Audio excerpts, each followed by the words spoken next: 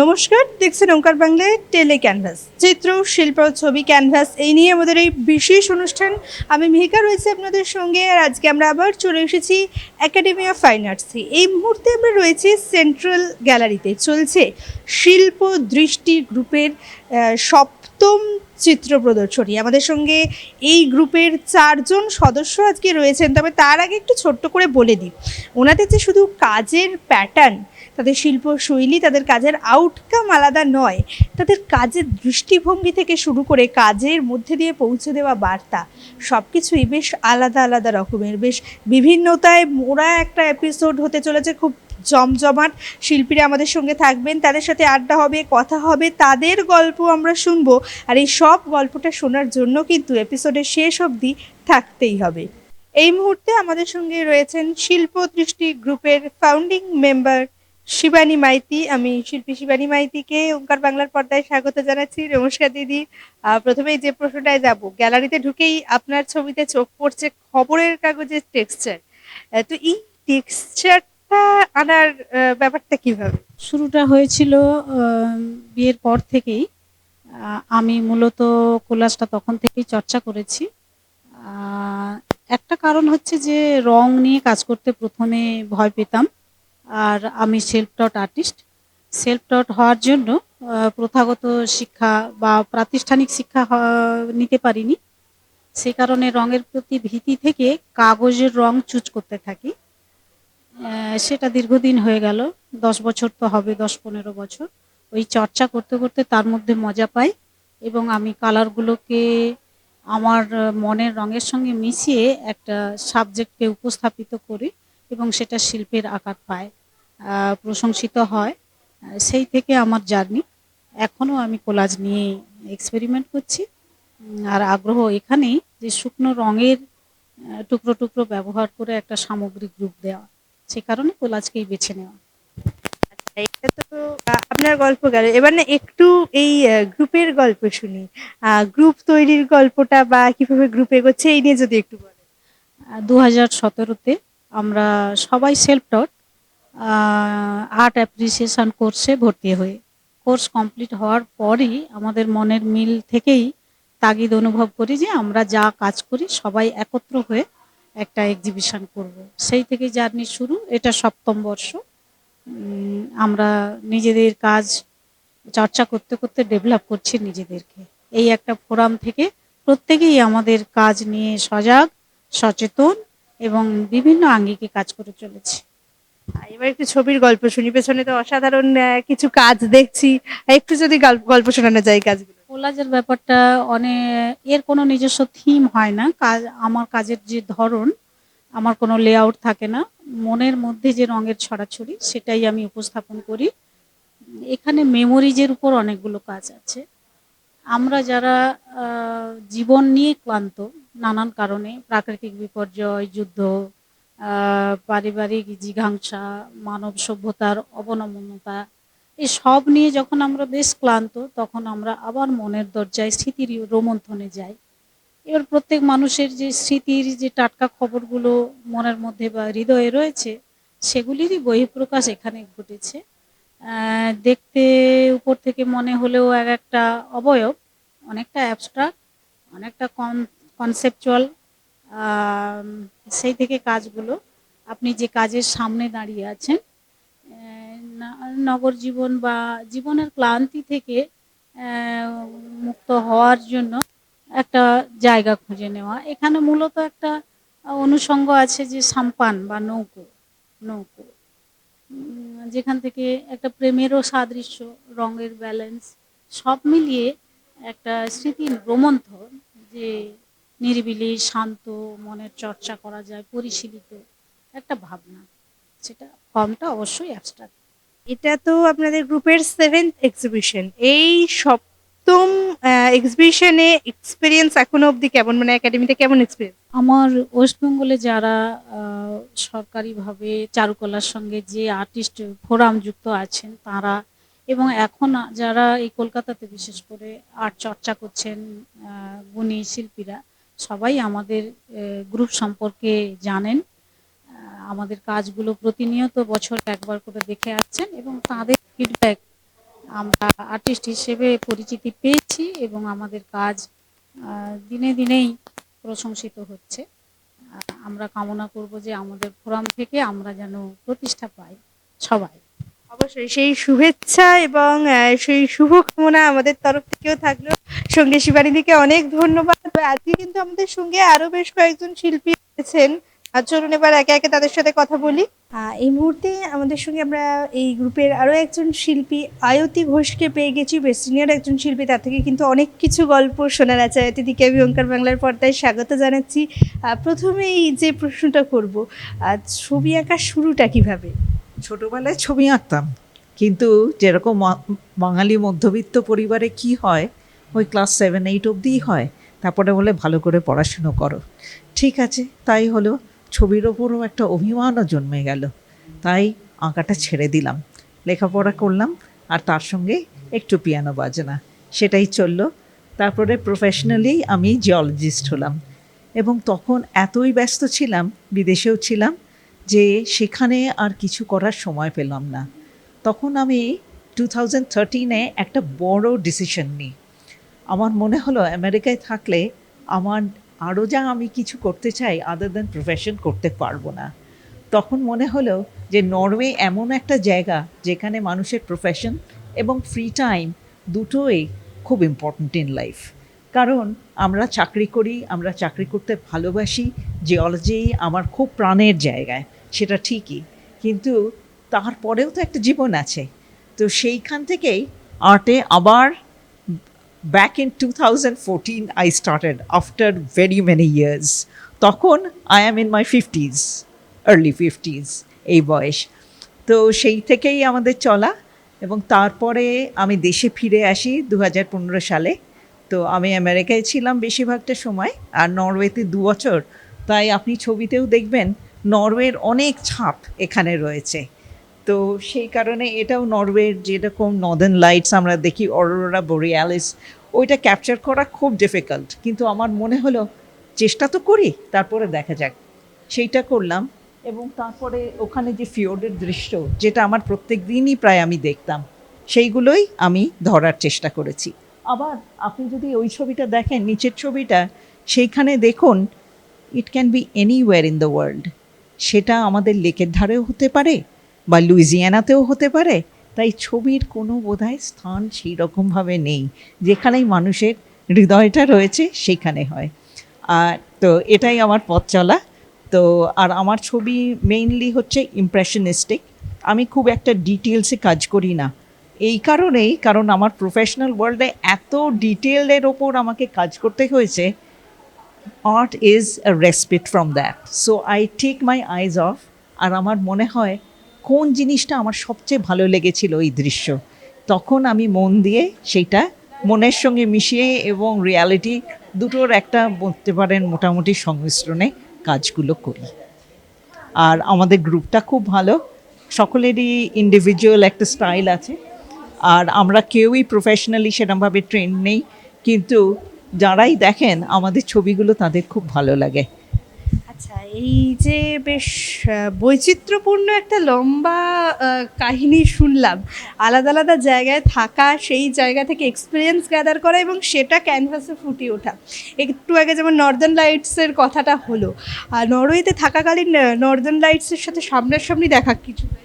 সামনাসামনি আসলে প্রচণ্ড ঠান্ডা, হ্যাঁ কিছুটা দেখেছি আমি, কিন্তু এক এক দিন এক এক রকম বেশি আলো থাকে, কম আলো থাকে, তাই কিছুটা দেখা হয়েছে। কিন্তু যেন মনে হয় আরও আর একবার গিয়ে, আরও নর্থ পোলের সামনে গিয়ে, আর কোন দিন যে সেই দিন ভালো দেখা যাবে সেটা কিন্তু বলা যায় না, it's a matter of chance. তাই মোটামুটি হচ্ছে প্রকৃতি হচ্ছে ছবির মেন ইন্সপিরেশন।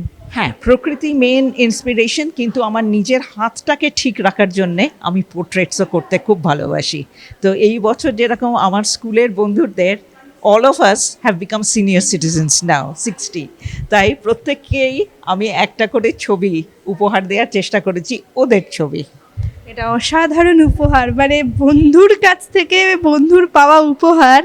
এবং এই যে প্রবীণ জীবনে প্রবেশ, নতুন করে কিন্তু অবসর সময়তে একটা তারুণ্য যেন আবার ফিরে আসে, এবং সেই নতুন করে তারুণ্যকে সেলিব্রেট করার সময় এত অসাধারণ গিফট, সত্যি সেটার তুলনা হয় না। আচ্ছা, কোন মিডিয়ামটা সবচেয়ে পছন্দ, সবচেয়ে কমফর্টেবল কোন মিডিয়াম? আমি হচ্ছে ভীষণ লেজি, তাই আমি বলবো চারকোলটা হচ্ছে আমার সবচেয়ে প্রিয়, কারণ আমি টিভি দেখতে দেখতেও আঁকতে পারি। আর যদি বলেন ওয়াটার কালারও ভালো আমার ক্ষেত্রে। কেন? জল আর রং নিজেই যেন নিজের মতন চলে, কিন্তু অ্যাক্রিলিককে একটু বেশি রকম হাত ধরতে হয়, আর অয়েল তো এখনও আমি টাচই করতে পারিনি। তাই আমি বলবো চারকোল, কন্টি এবং water colour is my favourite medium. This are not my favourite medium, কিন্তু ডেপথ অফ কালার বা এইসব আনার জন্যে হয়তো অ্যাক্রিলিক বা অয়েল আরও ভালো। এবং ছবিতে শুধুমাত্র ডেপথ অফ কালার না, মনের ডেপথটাও কিন্তু ফুটে উঠেছে কোথাও গিয়ে। কিন্তু এই যে প্রকৃতিকে যখন শিল্পীরা তাদের ক্যানভাসে তুলে ধরেন, সেখানে তিনি চোখে দৃষ্টি দিয়ে কি দেখতে পাচ্ছেন সেটার পাশাপাশি তার মনের দৃষ্টিটাও খুব ম্যাটার করে। দুটো মিলে বোধহয় ক্যানভাসের এই ছবিটা তৈরি হয়। হ্যাঁ, নিশ্চয়ই। দেখুন, ফটোগ্রাফি এখন খুব ভালো জিনিস, কারণ এত ডিটেলে ফটো ক্যাপচার করা যায়। বাট ফটোজ নিশ্চয়ই, আমি তাকে কখনো ডিমিনিশ করব না, কিন্তু একটা আর্টিস্টের ছবি আমরা কেন দেখতে চাই? তার ফিল্টার দিয়ে সেই কিভাবে দেখেছে সেইটাই। কঠিন বিষয়টা কিন্তু খুব সুন্দর করে গুছিয়ে বলে দিলেন ম্যাডাম। ওঙ্কার বাংলার তরফ থেকে অনেক ধন্যবাদ এত সুন্দর করে, এত টাফ বিষয়টা এত সরলভাবে আমাদের সামনে তুলে ধরার জন্য। আমাদের সঙ্গে আজকে কিন্তু আরও শিল্পীরা রয়েছেন এই গ্রুপেরই, চলুন একে একে তাদের সাথে কথা বলি। কারণ এই গ্রুপের ব্যাপারটা বুঝতে পারছেন তো, বেশ ইন্টারেস্টিং। একটা গ্রুপের প্রত্যেক শিল্পীর যখন কাজের স্টাইলটা আলাদা হয়, শিল্প শৈলীটা একদম আলাদা হয়, সেই প্রদর্শনীতে একটা আলাদাই বিভিন্নতা কাজ করে। আর এই বিভিন্নতাটাকে যখন আমরা ক্যামেরার মাধ্যমে আপনাদের কাছে তুলে ধরতে পারি, সেটা কিন্তু আমরাও অত্যন্ত সমৃদ্ধ হই। তাই আর সময় নষ্ট না করে এবার পরবর্তী শিল্পীর কাছে যাওয়া যাক। আমরা আমাদের আজকের এপিসোডে আরও একজন শিল্পীকে পেয়ে গেছি এই গ্রুপেরই, নন্দিনী দাশগুপ্ত। নন্দিনীদিকে আমি ওঙ্কার বাংলার পর্দায় স্বাগত জানাচ্ছি। খুব গ্ল্যামারাস একজন গেস্টকে সঙ্গে পেয়েছি, যেটা না বললে নয়।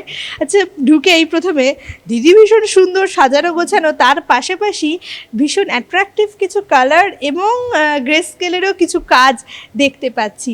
তো এই যে আলাদা আলাদা ধরনের কাজ, এত ধরনের কাজের ওপর আয়ত্ত আনা হলো কিভাবে? আয়ত্ত মানে বেসিক্যালি ইন্টারেস্ট থেকেই, অ্যান্ড ডিটেলে ইন্টারেস্ট আমার খুব বেশি। তো আমি যেটাই করি দেখবেন একটু ডিটেলড স্টিপলিং হতে পারে কি।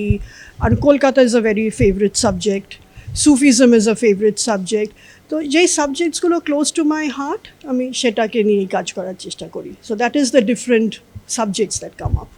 না, এক্স্যাক্টলি। আর এই ডিটেলিংটাও ভীষণভাবে চোখে পড়ছে। যেমন শুরুতেই যদি দেখি, সুফিজমের কথা এক্ষুনি বললেন, তো এই দুটো ছবি চোখে পড়ছে। কোন কোন মিডিয়াম ইউজ হয়েছে এগুলো? এখানে ইঙ্ক আছে আর ওয়াটার কালার আছে। আর ডিটেলিংয়ের জন্য আলাদা কোনো মিডিয়াম? না না না, it's ink and water colour. আর তারপরে তো বেশ ডটের খুব ইউজ দেখতে পাচ্ছি। আছে, স্টিপলিং আছে। এইটা যেমনি পুরোটাই ওই স্টিপলিং দিয়েই শ্যাডোজগুলো তৈরি করা। অ্যান্ড কলকাতা অফকোর্স আমাদের সবারই ফেভারিট টপিক বোধহয়। আচ্ছা, এরপর কি একটু মিক্সড মিডিয়ার কাজ আছে? একটু মিক্সড মিডিয়া কাজ আছে। এটা হচ্ছে এলিমেন্টস অফ নেচার, অ্যান্ড এখানে in fact for the first time I have used thread also. So on paper I used thread. So I just wanted to kind of bring all the elements together, stitching them together. So that was what I wanted to.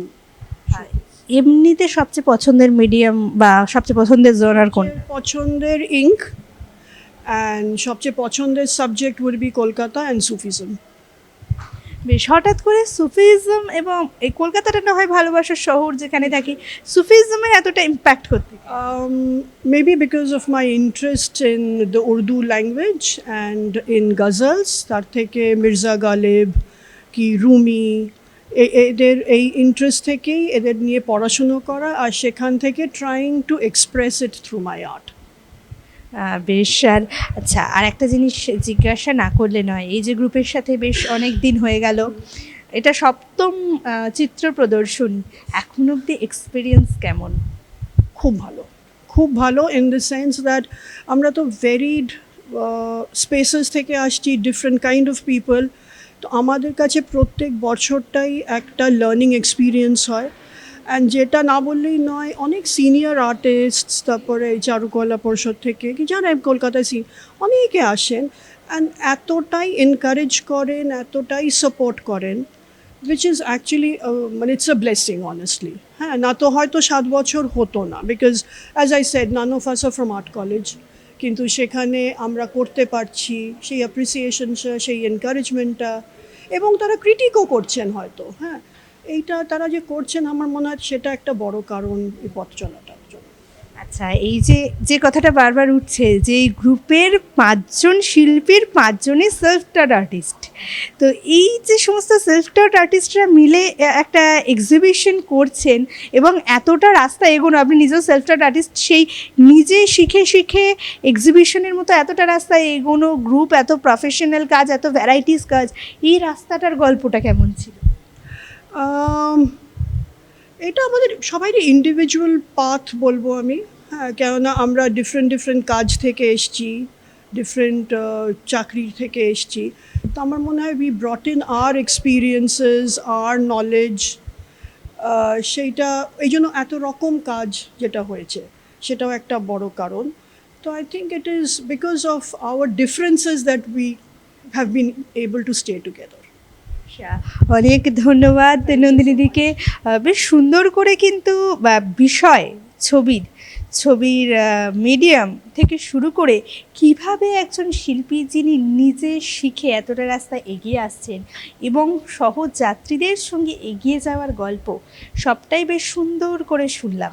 আমাদের সঙ্গে আজকে আর একজন artist রয়েছেন। এতক্ষণ অবধি আমরা বেশ প্রবীণ শিল্পীদের সাথে কথা বলছিলাম, আমাদের এবারের শিল্পী কিন্তু একটু নবীন। চলুন এবার তার সাথে কথা বলবো। এই মুহূর্তে আমাদের সঙ্গে রয়েছেন এই গ্রুপের সর্বকনিষ্ঠ শিল্পী প্রত্যুষা জানা। প্রত্যুষাদিকে আমি ওঙ্কার বাংলার পর্দায় স্বাগত জানাচ্ছি। প্রথমেই যে প্রশ্নটা করব, শুনেছি ছবি আঁকার পাশাপাশি একটা বেশ পার্মানেন্ট পেশাও রয়েছে, দুটো ব্যালেন্স কিভাবে হয়? আমি শিক্ষকতার সাথে যুক্ত, তো এটা আমার কাছে অক্সিজেনের মতো। মানে বাইরের যে যা কিছু স্ট্রেস, যা কিছু সেখান থেকে ফিরে আসি বারবার হচ্ছে ছবির কাছে, এবং সেটা যেন পরের দিনের জন্য আমাকে মানে অক্সিজেন সরবরাহ করে আর কি। আর মূলত আমার কাজের মধ্যে বেশিরভাগ দেখতে পাবেন প্রকৃতি, এবং প্রকৃতির নানান টেক্সচার, নানান কালার, প্রকৃতিরই নানান ইমোশন, যা আমাকে বারবার নাড়া দেয়, এবং সেটাই বারবার ফিরে ফিরে আসে আমার কাজের মধ্যে। আচ্ছা, এই ছবি আঁকার শুরুটা কিভাবে হলো?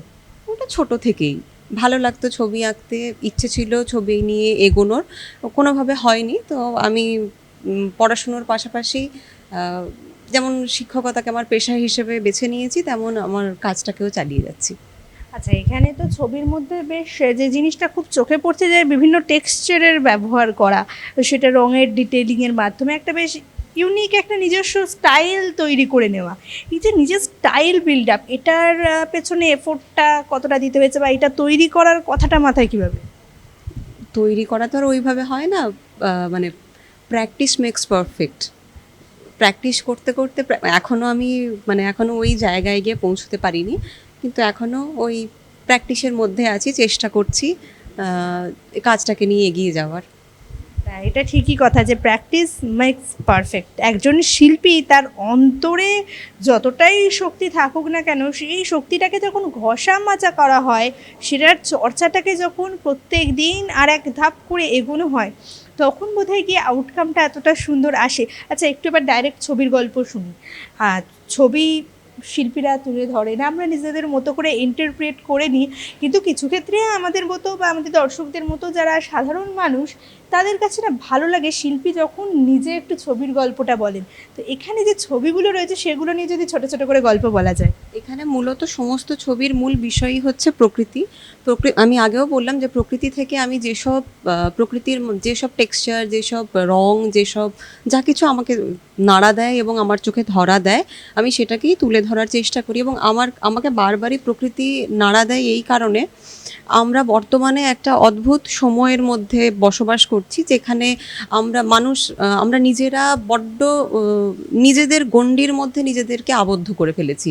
নিজেদের বাইরে আমরা কিছুই জানি না, আত্মদ্বন্দ্বের মধ্যে আছি আমরা, দ্বন্দ্ব বিদ্বেষ সব কিছু। কিন্তু কোথাও না কোথাও আমাদের মনে রাখা প্রয়োজন, প্রকৃতি আমাদের কিন্তু এক করে দিয়েছে। আমরা প্রত্যেকেই বাতাস থেকে যে অক্সিজেন পাই বা আলো, হাওয়া, বাতাস, প্রকৃতি কিন্তু সেখানে সেই ভেদাভেদ দেখায়নি, দেখায় না, কখনো দেখাবেও না। আমরা দৈনন্দিন ব্যস্ততায় আমরা ছোট ছোট যে আমাদের চারপাশে ঘটে চলা সুন্দর সুন্দর দৃশ্য, ছবি বা ঘটনাগুলো আমরা ওভারলুক করে যাই বা দেখি না, হারিয়ে ফেলি। তো আমি চেষ্টা করি সেইগুলোকে আমার মতো করে ফুটিয়ে তোলার, যাতে করে দর্শক তার মতো করে আমার সাথে যদি সেই একাত্ম হতে পারে। যখন দর্শক কোথাও গিয়ে ছবির মধ্যে দিয়ে শিল্পীর সাথে একাত্ম হয়ে যান, সেখানেই গিয়ে বোধহয় শিল্পীর সার্থকতা এবং শিল্পের সার্থকতা।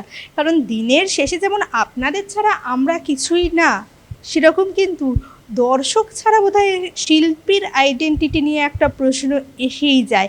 আচ্ছা, শেষে একটা ছোট্ট প্রশ্ন করব।